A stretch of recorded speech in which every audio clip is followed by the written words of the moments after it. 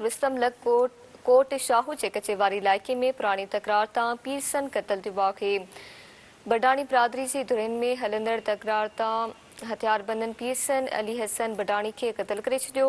क़तल वारे वाक़े बाद धुरियुनि में छिक ताण तेज़ थी वई आहे, जॾहिं त पुलिस वाक़े वारे हंधि नाहे पहुती। ख़बर अवां खे ॾियूं पिया। रुस्तम लग कोट शाहू जे कचेवारी इलाइक़े में पुरानी तकरार तां पीरसन क़तल थियो आहे।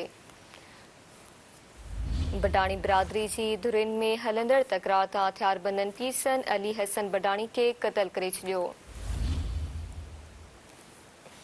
क़तल वारे वाक़े बाद धुरियुनि में छिक ताण तेज़ थी वई आहे, जॾहिं त पुलिस वाक़े वारे हंधि नाहे पहुती।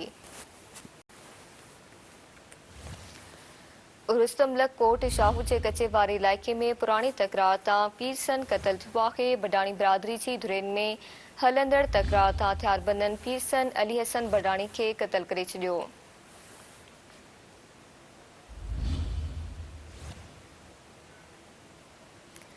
क़तल वारे वाक़े बाद धुरियुनि में छिक ताण तेज़ थी वई आहे, जॾहिं त पुलिस वाक़े वारे हंधि नाहे पहुती।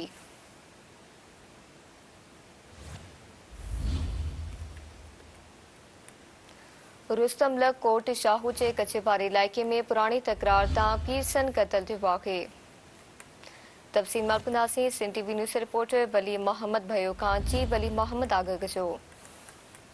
बिल्कुल मां तव्हांखे ॿुधाईंदो हलां त रुस्तम भरसां कोट शाहू जे कचे वारे इलाइक़े में बडाणी बिरादरीअ जे पुराणे तकरार तां हिकु ॼणो अली हसन पीरसन क़तल थियो आहे।